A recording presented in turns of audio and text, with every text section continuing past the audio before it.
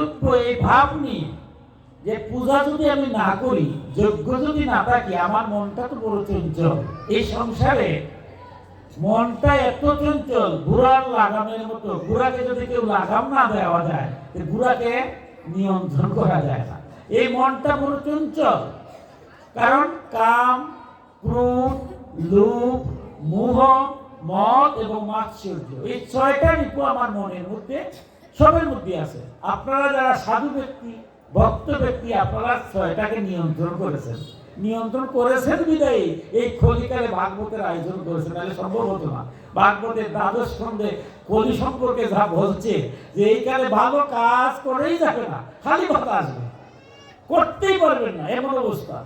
কিন্তু আপনারা সেই বাধাকে অতিক্রম করে আজ অনুষ্ঠান করছেন। আপনারা পুণ্যবান, আপনারা ভাগ্যবান, আপনারা ষড়রিপুকে নিয়ন্ত্রণ করছেন। তাই পূজা করা কর্তব্য। কেন কর্তব্য? আমার দেহের মধ্যে 6টা রিপু আছে, এই রিপুটা আমি নিজে কন্ট্রোল করতে পারি না, ইচ্ছা করলেও পারি না। আমি চাই কিন্তু হয় না। কিন্তু গোবিন্দের যদি কৃপা হয়, তাইলে আমার এই 6টা রিপু নিয়ন্ত্রণ হয়ে যাবে। আর নিয়ন্ত্রণ হলে আমি পশু থেকে মানুষে হব। এই ভাব নিয়ে সাত্ত্বিক ভক্তরা পূজা যজ্ঞ অনুষ্ঠান করে। এই 6টা রিপুটা কি? প্রথম হচ্ছে কাম। কামনা বাসনার আমরা শেষ নাই, একটা শেষ হলে আরেকটা আসে। তাই কামনা সম্পর্কে ভাগবত বলছে, দেখো এই যে আপনারা দিন রাত শ্রম দিচ্ছেন, তো অনেকেই চাকরিজীবী আছেন, ব্যবসায়ী আছেন, গৃহিণী আছেন, আমার মায়েরা, এত সব কাজ করার পরও তো সময় পাইছেন যে গোবিন্দের নাম শুনি, গোবিন্দের একটু প্রণাম করি। এই যে আপনি জগন্নাথ মন্দিরে এখানে আসছেন, এই ঠান্ডার মধ্যে আপনারা বসে আছেন, আপনাদের মতো ভক্ত কয়জন হয়? এখান থেকে যখন বাইর হবে ভাগবত পাঠ শেষ, আমার মতো অধম কেউ যদি জিজ্ঞাসা করে যে আপনি তো ওই অনেক দূর থেকে আসলেন, জগন্নাথ মন্দিরে গেলেন, জগন্নাথ দেখছেন? আমি দেখছি জগন্নাথ, আমার মতো অধম কি জগন্নাথ দেখা সার্থ আছে? আমি বলে না, আমি তো দেখি না। ভাগবতে গিয়ে কৃষ্ণরা দেখছেন নি? আমি কি কৃষ্ণরা দেখছি? এই ক্ষমতা আমার আছে? বললাম না, আমার তো কৃষ্ণ দেখে নাই। তো দেখুন, আমি তো যাই নাই। ওই জগন্নাথ মন্দিরে যারা শীতের মধ্যে বসে বসে ভাগবতের আয়োজন করছে আর পূজা পুজো করছে, আমি যাই নাই ঠান্ডার মধ্যে। তো আমি যাই নাই, আমি গোবিন্দরে দেখছি না। আর আপনি তো গেলেন, গিয়াও তো গোবিন্দরে দেখলেন না। আমার যাওয়া না যাওয়া আর আপনার যাওয়া তো একটু দূর, এক কথা না। উনি আসলো না, উনিও গোবিন্দরে দেখলো না, আর আমি ঠান্ডার মধ্যে আইলাম, দেখলাম না। তো আমার মতো তোমার কি উত্তর দেবো? আমার তো উত্তর দেওয়ার ক্ষমতা নাই, জ্ঞান নাই। কিন্তু আপনাদের মতো ভক্তের উত্তর ভাগবত দিয়েছে। ভাগবত কি বলছে? ভক্ত বলতে, দেখো ভগবান নিজে নারদকে বলেছিলেন। কি বলেছিলেন? নারদ মুনি বলছিলেন যে ভগবান তুমি কত কথা, কত সময়, কত ভাবে যে বলো, সব কথা আমার মাথাটা আসে। তবে এইটুকু উপলব্ধি করছি, ভগবান তুমি যদি কাউরে দৃষ্টি দাও, অর্থাৎ ভগবান যদি কেউ দেখে, ভগবানের সান্নিধ্য যদি কেউ পায়, তাইলে তার আর অশান্তি হবে না। হবে নাকি? হয় না। তুমি কত দেখি কোথায় তুমি থাকো, তোমার এত কথা আমার শোনার সময় নাই, এক কথায় উত্তর দিবা, ভগবান তুমি থাকো কোথায়। দেখুন ভগবান কোথায় থাকে, উত্তর যদি আমরা পেয়ে যাই, আমরা তো নারদের মতো ওই জায়গাতে যাব। নারদ তো পরম ভক্ত।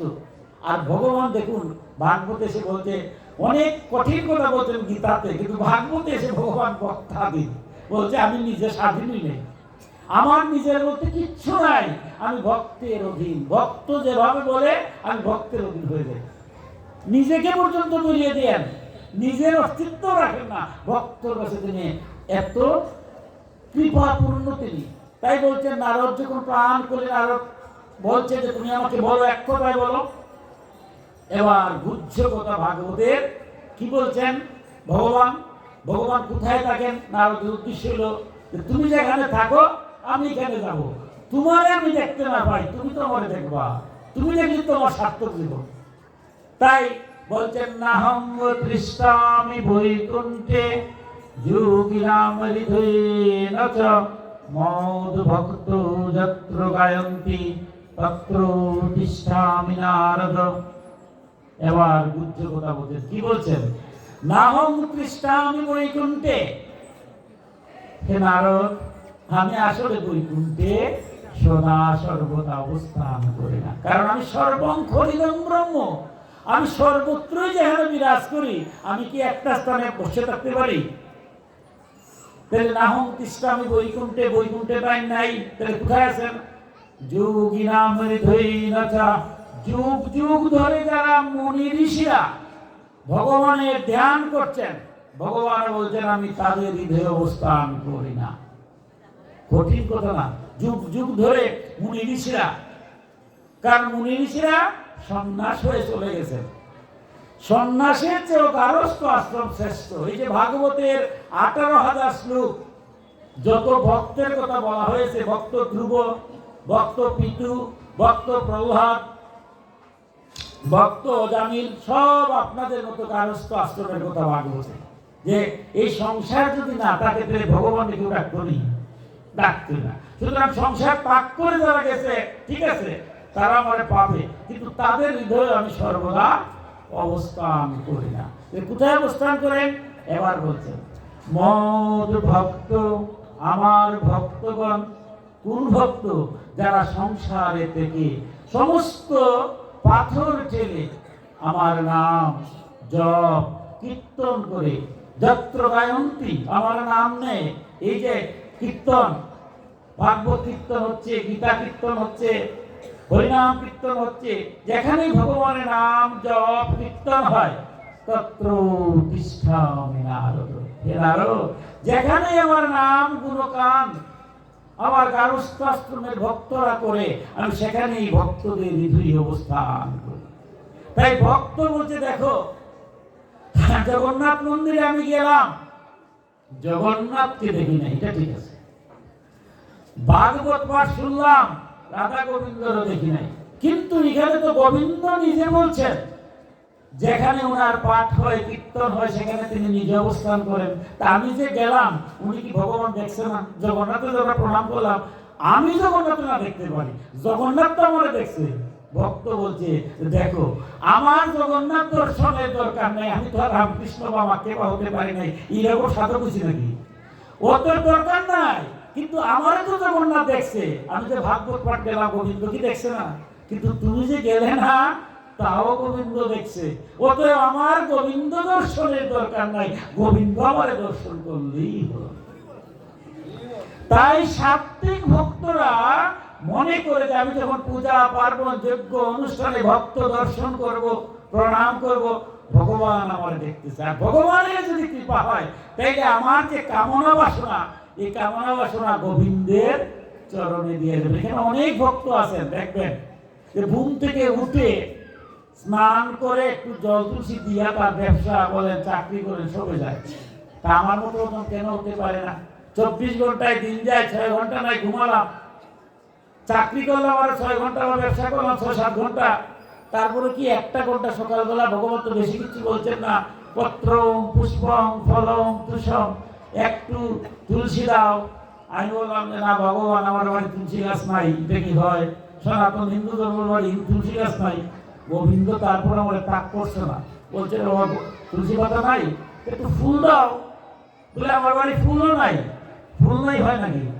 গোবিন্দ তারপরও তাক করছে না, যে একটু ফল দাও।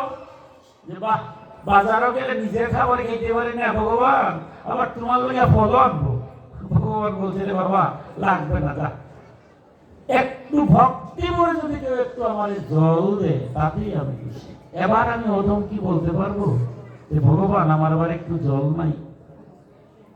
তাই সাত্ত্বিক ভক্তরা, আপনারা যারা, আপনারা তো তুলসী পত্র দেন, ফুলও দেন, ফলও দেন, জলও দেন, আমার মতো ওজন যদি এগুলো নাও দিতে পারে, একটু জলও দেই।